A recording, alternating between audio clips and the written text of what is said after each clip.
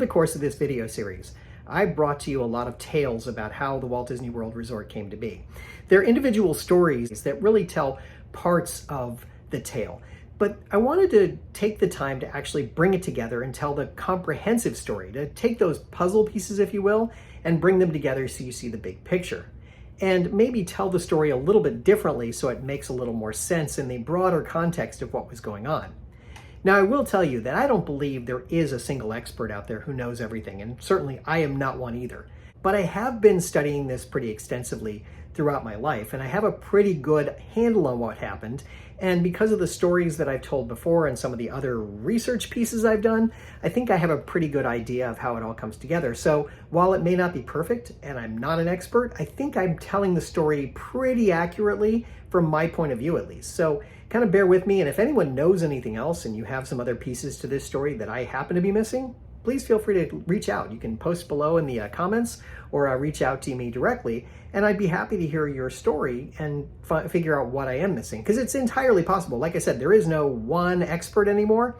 I think all the people who were involved in it have now died off, and I don't think anyone really shared the entire story along the way. So I think I'd like to try and fill those gaps in a little bit and try and tell the story from my point of view.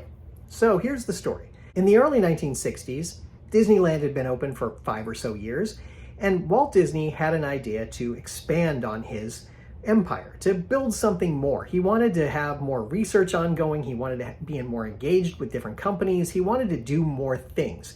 So he had this sort of idea, this concept for something that he was calling the experimental prototype community. And what he wanted was a research park, essentially. So he and his WED designers could kind of get through this ideation process. I know, one of those words, right? Where they could talk about how to bring together some really great ideas, build them in the real world, and then prototype them somewhere like the theme park and let them be tried out to see how they work. Now, he was successful at this to a large degree with Disneyland. And as you'll hear, Disney World also had some play in that, but I think he really wanted to have some place that he could really do the research and have people engaged and be involved and actually do something more and build something more so that you had a better tomorrow. So this experimental prototype community that he started thinking up kind of grew from there. Now, he had several different places in mind where he might create such a park. He looked at St. Louis when he was looking at building on the waterfront there. There was some nature of some things he wanted to do beyond just the theme park that he had there. He had some, I think, dabblings in Texas, if I'm not mistaken, something he had in mind there. He looked in the Virginia area at some point to think about what he could do in that space. But none of them really came together. So ultimately, when he decided on Florida, he's like, wow, this is a great piece of property here. I can get some land very cheaply, and I can actually build on my idea. Enter the 1963-64 World's Fair, where Walt Disney was asked to help create 4 different pavilions within the sphere of the World's Fair. That's a lot of space to use up, and his WED designers were actively engaged in creating new things and actually building something more. And at the same time, these same WED designers and some other ones were working on some of the new Disneyland concepts that they wanted to bring to fruition there too. So these things were all coming together as this great nature of exploration and discovery and trying to do new things. I have to imagine that it was really pretty an amazing time in the Walt Disney Company history where they were doing all these things and building something and actually engaged, and they were building physical things. There were people actually, standing there with welding torches and machining tools and doing things and actually making something. And that's really, really cool. They didn't contract out a lot of the work. They did a lot of it themselves, which is just an amazing thing. And you think about all these companies that came in. I mean, they were working with GE and PepsiCo and had some influence with Ford and a couple of other companies along the way, where they were engaged and actually involved with designing up some of these things for the World's Fair and for Disneyland. And meanwhile, he has this idea that he wants to grow that further, and he sees this property in Florida. But the question is, how do you buy property in Florida without someone seeing that you're Walt Disney, you're a household name across the nation? Someone is going to try and raise the price on you. Yes, it's small towns in Central Florida, but someone is going to recognize your name and want to charge you more. So that's where this whole idea of clandestine operations came in. And he turned to a CIA operative named Paul Helliwell, who was working for a law firm in Miami, who Walt had come in contact with along the way. And the law firm was actually populated by a number of CIA operatives. Now I'm going to have to tell that story in some more detail at another time because there's a lot more going on there than meets the eye. But anyway, Mr. Hellawell, Paul if you will, was actually involved with trying to help figure out how they could purchase this land inexpensively and in a way that allowed them to acquire the land without anyone knowing who they were. So he came up with this whole idea of subterfuge and creating different fake names for people and buying the land using names of corporations that he had just come up with kind of on the fly that were kind of amusing when you really look at them. And he had Bob Foster, his name was Bob Price when he was traveling, come in and do a lot of the work and actually do the land purchases for him. Bob was a lawyer and Bob had a lot of knowledge on how to do the land acquisition apparently, so he was the right person to be engaged in it. And meanwhile, the state of Florida had this weird thing going on where they'd sold off the land rights and the mining rights to different parties. So Paul had to help figure out how to combine those two because the fear was if you build on the land and someone else has the mining rights, they could come in and essentially kick you off the land. So that's kind of an ongoing saga that he had working out where Paul helped him to figure out how to solve that problem and actually have the people that were selling the land go to the people who owned the mining rights and basically get them to sell it without knowing that Disney was involved in it. Again, because of price and other factors there. So there was an interesting number of things that happened there to get us to this point. And Walt still had this idea for Epcot, this idea where people could live and work together and be in a space and do something really amazing. So he started up with this idea and started to plan up, and he started to have his wed designers start to think about what it is that they could build. What could they get there? How could this project come together in some way? So he had them start planning and doing, and he called it the Florida Project, and there was Epcot involved in there, and there was the giant model that he'd created 10 years before that he had in mind that he was going to use for this. And he kept ideating and coming up with different things, and ideating is a new word, but it was this idea of creation and coming up with something. So he had everyone working on it. And after the success of the World's Fair, he realized that the person who was most responsible for managing the World's Fair, General Joe Potter, should come to work for him and help him to design up the Walt Disney World Resort. So he hired him to come. He already had Admiral Fowler working for him at Disneyland. So you have the two people who were the most responsible for the entirety of the Disney World project come together, start working on a lot of the project planning and the project management to actually do the construction. So Walt visits the property a number of times. He comes to Florida, he walks the property, he's out there with Admiral Fowler, and he's doing these different things, and he's kind of intrigued by the whole thing. And Fowler tells the story about how Walt was so excited about the whole property and the whole project and everything that was there, and he was just so upbeat about it. It just goes to show you how passionate he was about everything he had in mind and where it was going to go. So we look at that point and we go, wow, this might have come together as something truly amazing at that point. But then, surprisingly, unfortunately, and tragically, Walt dies at the end of 1966. They purchased the land at that point.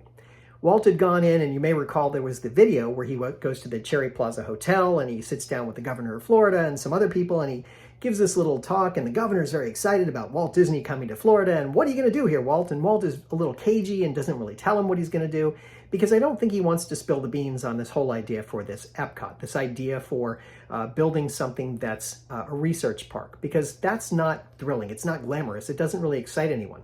But the idea is certainly good. So he talks about the whole idea of Disneyland East and building something like that, because he and Roy had already had a discussion.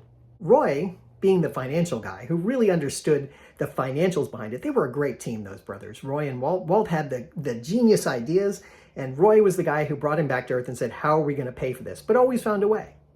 So they had overextended themselves to a large degree to build Disneyland, and they knew they were going to have to do that again to build Disney World, to build this East Coast project. But the problem was that to build something on the scale of Epcot was never going to work immediately. You had to put that on the back burner for a little while and build something like Disneyland East where you could draw people in and have a moneymaker there. So you would have people coming in and you would say, yeah, phase 2 is going to be this whole idea of Epcot. We're going to bring people in, we're going to have people spending money and reinforcing our bottom line so that we can build that phase 2. So Walt was well aware of that. And so Disneyland East, great idea, let's do it. And so when they sat down and talked to the governor, you could hear that was coming around too, that they were talking about Disneyland East as part of the primary thing they had in mind. But Walt was a little cagey and didn't tell the rest of the story that he had other things in mind, like Epcot, at least at this point, because that was the way this worked out. Now, flash forward a little bit. So Walt has died, and now the company has to figure out what they want to do. They had this grand plan, this ambition, something to do. They'd already acquired the land rights, the mining rights, and had already started talking to people about the construction idea and had already secured some amount of financing for it. And they'd already been working with the government of Florida to figure out how to do it. And of course, the government of Florida is excited about this whole idea because here's the Walt Disney Company coming to Florida and may have some money to spend and tourist dollars, and it's a big win for everybody. Great industry. So the idea was there. Now it was time for Roy to decide what was the next step. What were they going to do next? How were they going to make this work? And Roy talked to General Potter, Admiral Fowler, to many of the WED designers, to some of the bankers, to some of the people they'd talked to at different corporations that they'd already kind of engaged with to build out the park, and had to decide, am I even going to go forward? And if I am going to go forward, what am I going to build? So there was a lot of just internal discussion about that along the way. They finally decided that the answer was to go ahead and build Disneyland East, the Magic Kingdom, and name it the Walt Disney World location, named it after Walt, so that way you have that emotional connection to it in some way, and then to look for how to build Epcot in the future. Sounds great. So the next step for Roy was to figure out how to make this happen. So he sat down and he talked to Potter and Fowler and others and figured out what could we do to make this happen. And the reality was, you're moving to a place in Central Florida where it's a sleepy couple of towns. Orlando was kind of a small city. Everything else around it was a nothing as far as that goes. There wasn't much of a city around at all. These were very rural places, orange groves, cattle ranches, a lot of people living there who just wanted to get away from it all. There was a couple of hunting lodges around, things like that. So there wasn't much in the way of industry, and there certainly wasn't much in the way of city. So here's the problem. When you don't have a city around, you have the problem of, I want to build something that's on the scale of the Magic Kingdom. I want to build all of these things. How do I build them? I need planning, urban development, permitting, land use, waterway use, roadways, inspections. All of these things have to happen. The cities and the counties in the area weren't prepared to handle that kind of thing. And had the Walt Disney Company gone ahead with the plan to just use the land as it was, have it permitted and inspected and so forth, using the county and city inspectors, maybe even the state inspectors they had, it probably would have taken many more years to get this done. They didn't have people in place to be able to permit something like Cinderella's Castle, and they certainly couldn't inspect a monorail station. How would you know what you're building there? Well, the problem for Disney was, how do we do this? How do we make this work? If we go ahead with our plans and we have to use standard permitting and planning and all the other things, it's going to take us 10 years to build it instead of 2 or 3. And that's the question. Now, if you live in a place like maybe New York, Chicago, Los Angeles at the time, you might have people in place who could help you to do that. But if you're going to rely on the city, the county, and the state to come in and bring in inspectors and planners and things like that, they're going to have to go through a hiring process, and they're going to have to go through a learning curve, and it's going to take you a very long time to get there. So Roy had a very clever idea. Working with General Potter, they decided that they would ask the state for some amount of autonomy to be able to create their own offices of planning, permitting, and road use and land use and waterways and all of those things, so that they would have control over the district, that area, and be able to do what they needed to do and not have to bother the state. And if you take a step back and look at this, there's a very positive aspect to it. By making a decision to do it just this way, they could actually bring in the best and the brightest minds from different places, universities, other industries, anything else they wanted, and have them work for the Walt Disney Company for some period of time to do all this planning and permitting. And it would take the burden off of the state, and it would cost the state essentially nothing. All of the costs would be shifted onto Disney. So from a point of view, it's a very positive thing. Now, the other side of it was, they had started talking about this idea for Epcot, this experimental prototype community, where they were going to bring a research park and they were going to bring people to live and work there and do some different things. But in order to do that, you need the land use rights to be able to control the land and do some special things to make sure that you have the ability to control how people live there and work there. Because if you just make it a standard city within the confines of the county that already exists, it becomes a potential problem. You can't necessarily create the research park you have in mind and a place for people to live that would work within the laws and rules of those counties. So by creating a new sort of area, you could actually create something that people could use, and it would make more sense. So the Walt Disney Company petitioned the state to create the Reedy Creek Improvement District. And that's how the Special Improvement District got started. On paper, great idea. Tremendously smart and thinking through what they could do and how they could make this happen quickly and how they could permit it, plan it, do the roads, the waterways, all the things they needed to do, have someone inspect Cinderella's castle and they'd know what they were looking at. It made a lot of sense. So there's a very positive aspect to why this came to be. Now, the weird part about it was that the actual legislation was written by Paul Helliwell, the CIA operative I mentioned before. It's kind of a strange thing that happened that way, that he was involved in actually writing the legislation. The story is in 1967, they went before the state, they had the governor, several state legislators, other people come in and come to that movie theater that was there in Winter Park. So they had everyone come in, they showed the Walt Disney film for the first time of him talking about the vision for Epcot and all of these things, and came up with all of the concepts. And they had US Steel there talking about how they were going to construct things, and they had RCA talking about whatever they did, and GE talking about whatever they needed to do, and all these different companies. Construction companies, different places talking about how great this was, what it meant for industry, what it meant for business, what it meant for tourism, all of these things. Great, very positive. And the state was overwhelmed with the idea. I mean, again, on the surface, tremendously smart, takes the burden off the state, allows Disney to create what they need to do, and create something that they're going to call the Magic Kingdom. This whole entirety of the Walt Disney World will come together because Disney has the foresight to be smart about it. Great. So they create the legislation and sign it into law that creates the Reedy Creek Special Improvement District. And I have another video in here to talk about how that all came together and some of the things that happened. Now, whether Disney, quote unquote, conned the state of Florida or whether it was legitimate is anyone's guess. It's totally debatable how this all came together and how everyone felt about it. But the principle is that it came together pretty nicely all at one time. So in order to meet state laws, the Walt Disney Company had to create 2 cities within the confines of their improvement district. Those people would have voting rights and have the ability to control what happened in the district. They would also create the Reedy Creek Council. It was the board that was actually responsible for how the capital improvements were made to the property and so forth. So that would be the planning and control part. They would do the permitting and planning and so on and so on. So they were important too. The problem was all 3 were primarily populated by Disney people, by people who either worked for, used to work for, or were friendly with the Disney company. So on the one hand, you have this great idea. On the other hand, it's very corporate in nature in the way that they worked it out. And over the years, it continued to be popular. All 3 continued to be populated by people who worked for the company. Now, the Reedy Creek District, over time, became more influenced by outside people. You had people elected to the board who didn't necessarily have that connection to Disney and hadn't been former cast members, hadn't worked for the company for some period of time. So it evolved a little bit and you had a little more outside influence happening. But still, primarily, the influence was happening within the Walt Disney Company's framework. They were saying what they wanted to do, and the Reedy Creek Improvement District was mostly doing that because that's the way it worked.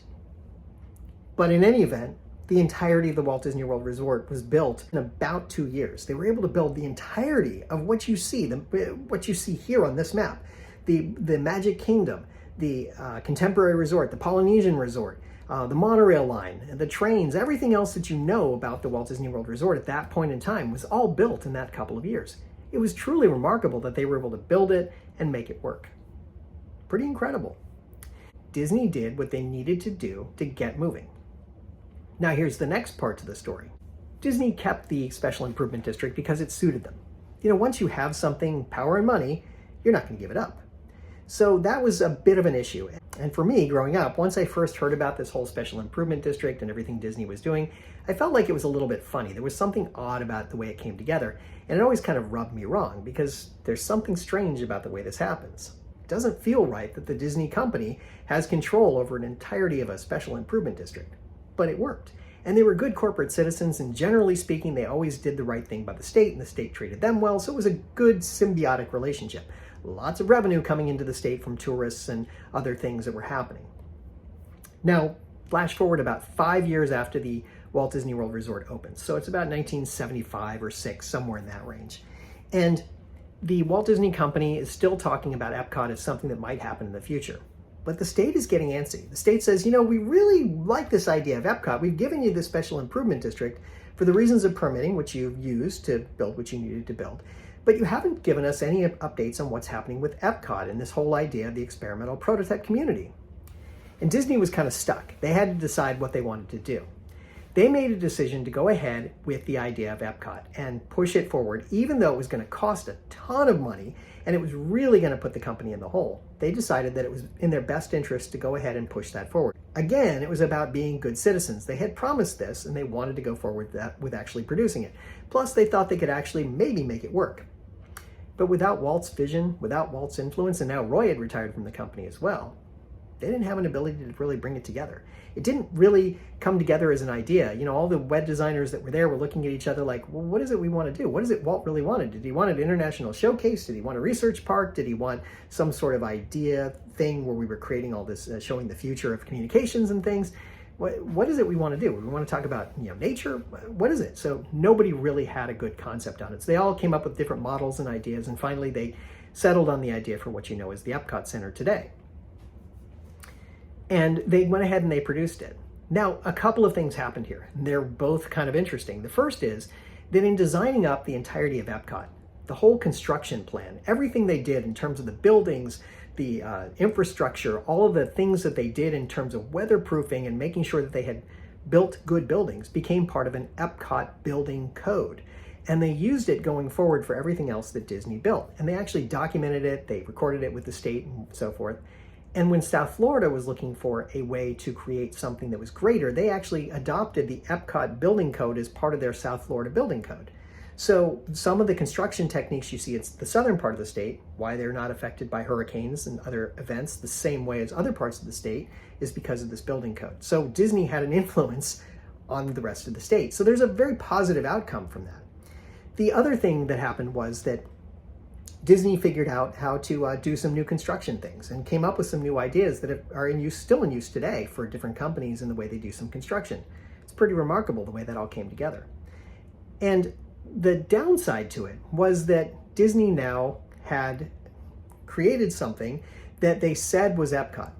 Was it really Epcot? Was it really what Walt had in mind? No, it didn't really live up to the vision and what they had promised. But if we look at it in the big picture, maybe it did, because Disney had also been lobbying the federal government for a special visa for a cultural type thing. And it became known as the Disney visa or the Q visa.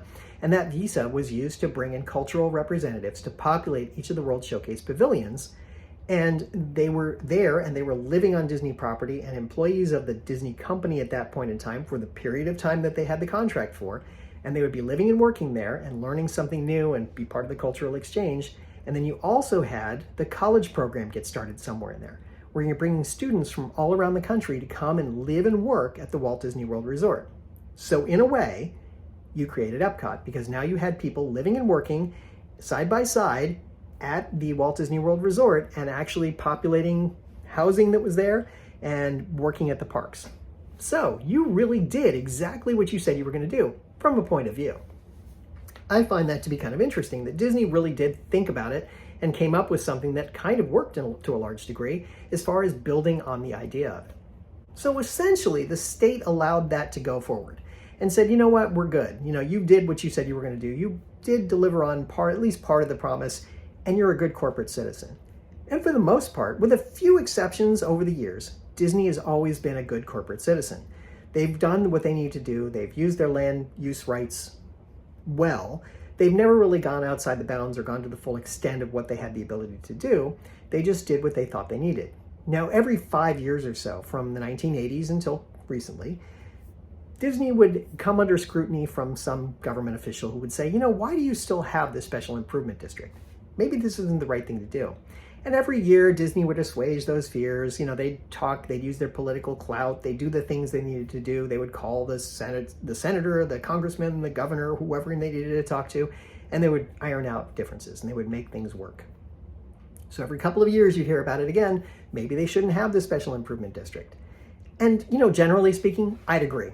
maybe they shouldn't have had the Special Improvement District. Maybe it should have been taken away just after Epcot was created. Maybe it should have been taken away right after the Magic Kingdom was created. But in reality, it had to be taken away at some point. You can't live like that in perpetuity. Yeah, different governing bodies and different people involved and different political space. That's why this comes up every year. People try to make a point. We want to make revenue. We want you to be a good, good citizen in the state. We want you to do the things we're asking you to do, but just run your company and, stay in your lane. So that's kind of what happened over the years. And like I said, every few years you'd hear about it, but every few years it would kind of get swept away. Okay, it's all right. We're good. Everybody's happy. That is until recently. Recently, we heard about the government wanting to actually stop the Special Improvement District. Now, the reasons behind it, look, you can take it as political capital. You can take it as some thing that happened in society, some societal norm that changed. You can take it as whatever words you want to apply to it.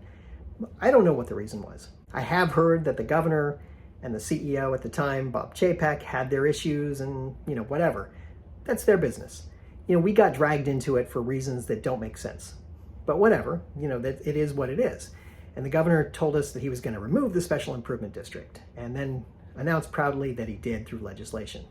Now, one of the challenges here is that when that happened, the governor made that statement and the media reported on it exactly as that. Oh, the Special Improvement District has been done away with. And most bloggers, video makers, other people just accepted it as at face value. That's fact. That's the way it is. That's the way it works.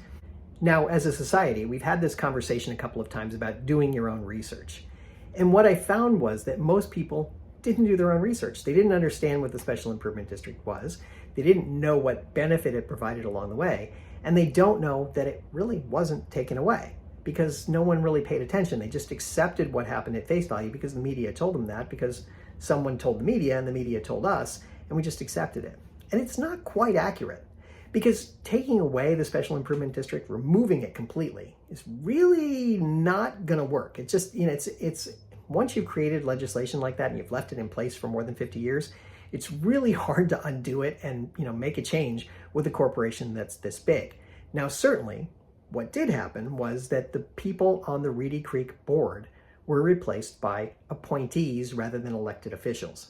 So that meant that they came from the community at large and sometimes had a political bent in some cases. So they've got an opinion about how things should work. That's fine. It is what it is. But then you also had them making a decision, or about to make the decision as of the time of this recording, that they may do away with both of the cities and just do it as a governing body, right? And not have the cities have any voting rights at all, which I guess is okay too. But it just changes the nature of the way the Reedy Creek Improvement District works, but doesn't remove it completely. It just changes the way that it actually comes together and manages the entirety of the Walt Disney World space. Does it change the way Disney operates? No. But what it does do, back to the original point, it was created to make sure that the permitting, the planning, and the inspection were done by a local board rather than having to go to Orange County, Orlando, Osceola County, Kissimmee, or even the state and ask for help. Now this is done by the Reedy Creek Improvement District. This all comes through that idea of the district. Now, many times the district doesn't have the authority to do certain things. They had to revert back to the state and ask for the state's guidance on what to do, or the state had to come in and inspect or whatever. That's still the case. That doesn't change. When Disney says, hey, we would like to use this land for something else, the Reedy Creek District will have to vote on it and do the same things that they did before. Maybe the vote turns out not in Disney's favor 100% of the time, or 95% of the time, or whatever it was that it was turning out before. But it doesn't change the way that the governing body works. It still works the same way. It's just going to work. It's just going to be applied a little bit differently with the people that are involved. And that's the critical factor here. It's that, the Disney company uses the Reedy Creek Improvement District to help them with the permitting, planning, and so forth. And when they need to do a roadway improvement, they need to do the waterways, and they need to do other things, those things fall under the guidance of what happens in the Reedy Creek Improvement District. So any guesses as to who the first person was that headed up the Reedy Creek Improvement District? If you guessed General Potter, you'd be right. Because he had done so much with the design and construction of the Walt Disney World Resort, he was the logical person to step in and make sure that it came together and provided the right value to the community when they were starting to build up the idea of the resort. He was there to make sure that it all came together in some way, and he was that person who was responsible for it. So if you think about the big picture, what happened? Disney brought together all of these things. Disney got control of their land, and it became really, really important to them to have it. Nobody knew what Walt wanted, but they knew that they needed to build something like the Magic Kingdom, and the only way they could do it was to kind of come up with it on their own and figure out how to plan it, permit it, use the right people, hire the best and the brightest minds to come in and plan this. And many good things came of it. No question. We got the Magic Kingdom, we got Epcot, we got the other resorts. I've talked about the way they do the conservation and the way the Disney company uses their preservation of land and things that happen. The waterways, this whole idea of runoff water always moving, the fact that the Bay Lake was cleaned. All of these things became very important as a part of what the company did as a good citizen, building something that was actually hadn't been done before. So I just wanted to share that story and bring together all the pieces for you so you understand a little bit more about what the district is and how it works. So like I said, I'm no expert. I don't know it all. I just happen to know some pieces to the puzzle, and I'm able to pull them together for you to help you understand what this is all about. And I hope you enjoyed this conversation about what the Reedy Creek Improvement District is, how it came together, and kind of tying it all together. Have a great day. And like I used to say in my podcast, if we can dream it, we can certainly do it.